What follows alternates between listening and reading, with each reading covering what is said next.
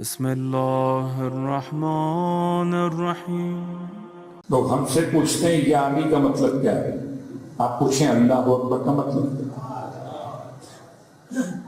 اللہ اکبر کا مطلب آپ کو معلوم ہونا چاہیے، کسی اور کو معلوم ہو کہ نہ ہو۔ ہمارا اللہ اکبر ہے، کسی کا اللہ کیسا بھی ہو، کرسی پر بیٹھنے والا ہو، ہمارا اللہ اکبر ہے۔ کیوں کہ ہمیں اللہ گلیوں سے نہیں آل محمد سے ملا ہے۔ اللہ اکبر کا مطلب کیا ہے؟ یہ پوچھا راوی نے، رئیس مذہب امام جعفر صادق علیہ السلام،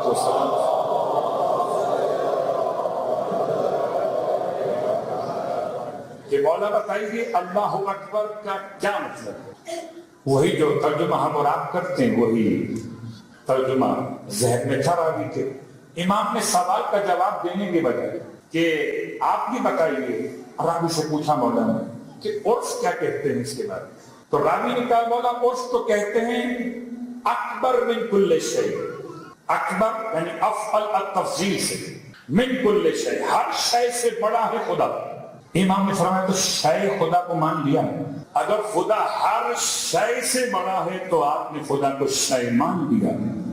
عجیب بات ہے، اللہ اکبر بھی کہا اور ایمان بھی چلا گیا۔ کتنا مشکل ہے ایمان بچانا، اس لیے سمجھاتے ہیں کہ یہاں آؤ تو ایمان بھی بچے گا اور جنت کا ٹکٹ بھی ملے گا وتھ فیملی۔ اللہ اکبر، اکبر کا ترجمہ من کل شیء کون کہتا ہے؟ راوی امام کے سامنے عرف کے حوالے سے۔ عرف کا مطلب واضح ہے نا، لوگ کیا کہتے ہیں، عوام کیا کہتے ہیں؟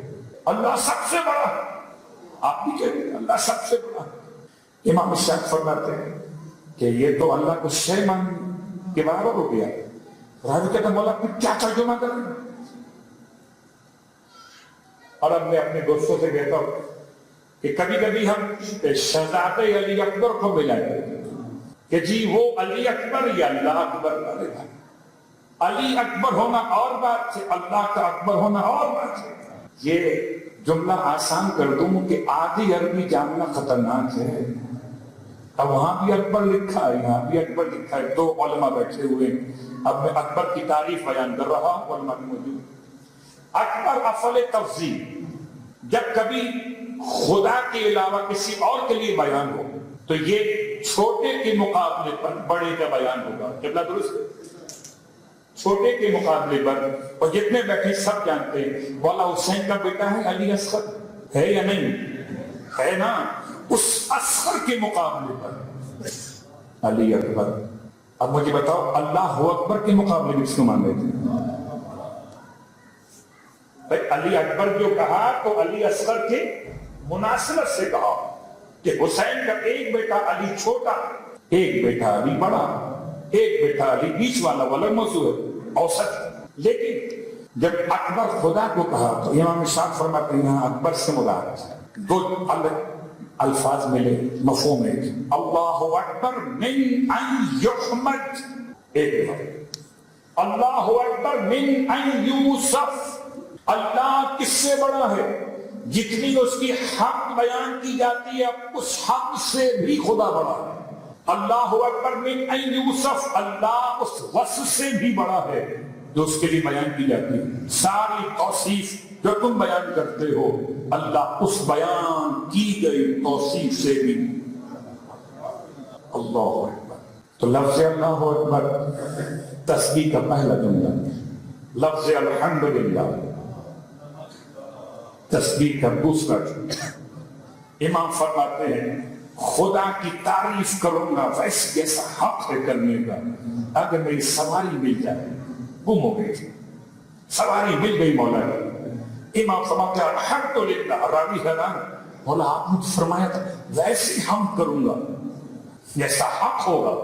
امام فرماتے ہیں خدا خود اپنی حمد ایسے ہی کرتا ہے، الحمدللہ۔ جب کبھی آپ تسبیح پڑھ رہے ہیں تو گنتی مت گنیے گا، تو الحمدللہ 33 دفعہ الحمدللہ الحمدللہ الحمدللہ، جو نعمتیں اللہ نے آپ کو دی اسے یاد تو کیجیے، خالی گنتی پوری کر رہے ہیں بیٹھ کر۔ اور تیسرا اور آخری جملہ سبحان اللہ. مولا کائنات علی ابن ابی طالب علیہ السلام سے پوچھا گیا سبحان اللہ. شاید میں یاد بیان نہ کرتا اگر کل کی بات سے یہ بات مربوط نہ ہو رہی ہوتی کہ میں تصویر کچھ بیان کر رہا تھا. ذکر موضوع نہیں ہے, مقصد ذکر, مفہوم ذکر کیا ہے. سبحان اللہ, امام فرماتے ہیں سبحان اللہ کا مطلب خدا کی پاکیزگی بیان کرنا. سبحان ربک رب العزت عما یصفون. جو کفار مکہ, مشرکین, معاندین, خدا کے مخالفین جو خدا کے بارے میں بیان کرتے ہیں, خدا ان تمام برائیوں سے, ان تمام عیوب سے پاک و پاکیزہ. اگر آسان الفاظ میں کہوں تو صفات ثبوتیہ اور صفات سلبیہ. جب کہا آپ نے اللہ اکبر تو صفات ثبوتیہ کا اقرار کر لیا. جب کہا آپ نے سبحان اللہ تو اقرار صفات سلبیہ سے خدا کے پاک ہونے کا کر دیا. پورا دین سے مٹ کے آ گیا ہے. اصل خدا وقت اور موضوع رکھا گیا ہے کہ یہ 3 جملے پورا دین ہے جو سیدہ کی برکت سے آپ کی جیب میں رکھ دیے گئے ہیں.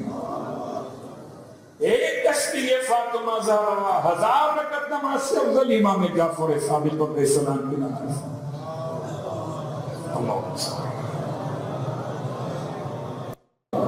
یہ تو بات تھی سیدہ کی عطاؤں کے ساتھ. اب چلتے ہیں خدمت امام زمانہ علیہ السلام میں, اور آپ کی ملاقات ہو رہی ہے آیت اللہ المرعشی النجفی. بڑی عظیم شخصیت علماء میں سے, صاحبان عرفان خوب بہتر جانتے اس نام کو, مرعشی النجفی. ایک 2 حوالے آپ کے ذہن میں چاہیے. پہلا حوالہ کہ یہ وہ ہیں کہ جو معصوم قم کے روزے کے اولین زائد قرار پاتے تھے. ہر روز سخت سردی, سخت گرمی, کیونکہ چلے تھے نجف سے ان کی پوری فیملی. تو مولا سے توسل کیا تو قبر سیدہ کا راز بتا دیجیے. تو جواب میں ارشاد فرمایا تھا معصوم نے کہ وہ تو پردے خدا میں ہے, جب تک امر خدا نہیں ہوگا تب تک ظاہر نہیں ہو سکتا. اگر تم چاہتے ہو کہ سیدہ کے روزے کی برکتیں حاصل کرو, جاؤ قم چلے جاؤ.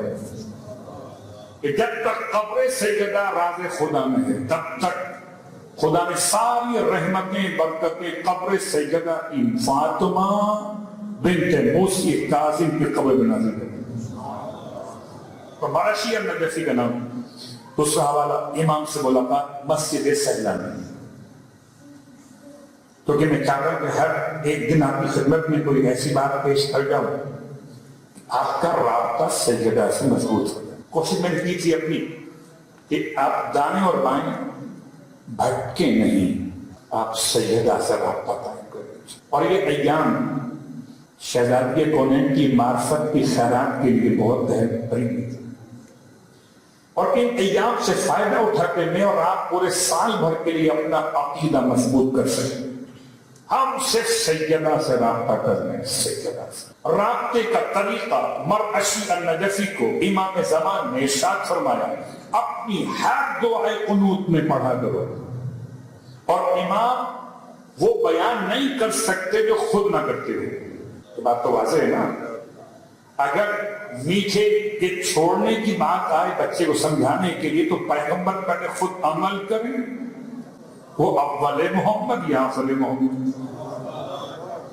تو اگر امام بتا رہے تو امام خود عمل کرتے ہوں گے. اور جب امام زمانہ اپنی دعائیں قنوت میں جس وجہ سے زمین و آسمان رکے ہوئے, اگر اپنی دعائیں قنوت میں فاطمہ زہرا کا نام دے تو کیوں نہ ہر غلام اور ہر کنیز اپنی دعائیں قنوت میں امام زمانہ کی پیروی میں فاطمہ زہرا کا نام کیسے لینا پڑے گا. آبائی مرعشی النجفی کی وصیتوں میں شامل فرماتے ہیں جب امام نے ان سے تاکید فرمائی اپنی ہر قنوت کے اندر کیا کہو گے, اللہم صلی علی محمد و آلہ, جیسے میں نے پڑھا ویسے بیان کروں. تاکید اللہم صلی علی محمد و آل محمد پڑھ سکتے ہیں، لیکن نہیں، اللہم صلی علی محمد و آلہ اب لگن اللہم انی اسألوکا بحق فاطمہ و ابیہا و بعلہا و بنیہا والسر المستودع فیہا ان تصلی علی محمد و آل محمد وان تفعل بی ما انت اہلو ولا تفعل بی ما انا اہلو۔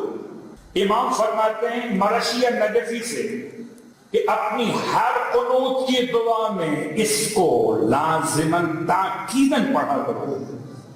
اب مجھے بتائیں یہ دعا ہم پڑھتے ہیں تو پڑھتے سلامت رہیں، نہیں پڑھتے تو آج سے دعا کریں خدا مجھے بھی اور آپ کو بھی عمل کی توفیق عطا فرمائے۔ پہلے آپ چلیے اپنی حق میں دعا مانگتا ہوں، پھر آپ کی ترجمہ سن لیجیے اور ایک ایک لفظ سمجھا دوں گا کہ پڑھنے میں اشتباہ نہ ہو۔ اللہم صلی علی محمد و آلہ، اے خدا درود نازل فرما محمد اور ان کی آل پر۔ اللہم انی اسألوکا، اے اللہ تجھ سے، انی اسألوکا میں سوال کرتا ہوں تجھ سے، بحق فاطمہ، سوال بعد میں واسطہ پہلے۔ کیا معیار دیا معرفت کا کہ خدا کو خدا کہہ کر بات کرنے قابل ہو۔ اللہم اے اللہ انی اسألوک، میں اس سے سوال کرتا بحق فاطمہ، فاطمہ کے حق کا واسطہ، وہ ابیہا ان کے بابا کے حق کا واسطہ، اطفرہ وہ بعدہا ان کے شوہر کے حق کا واسطہ، وہ بنیہا ان کی اولاد کے حق کا واسطہ، والسر المستودع فیہا اور جو راز تو نے فاطمہ زہرا کے وجود میں پوشیدہ فرمایا اس راز کے حق کا واسطہ۔ اب کیا مانا آپ نے ان تصلی علی محمد و آل محمد، کہ تو درود نازل فرما محمد اور آل محمد، کہ دعا میں شامل اور اب خلاصہ دعا وَأَن تَفْعَلْ بِي مَا أَنْتَ أَهْلُ، تو میرے ساتھ وہ کر جس کا تو اہل ہے۔ میں اپنی حیثیت کو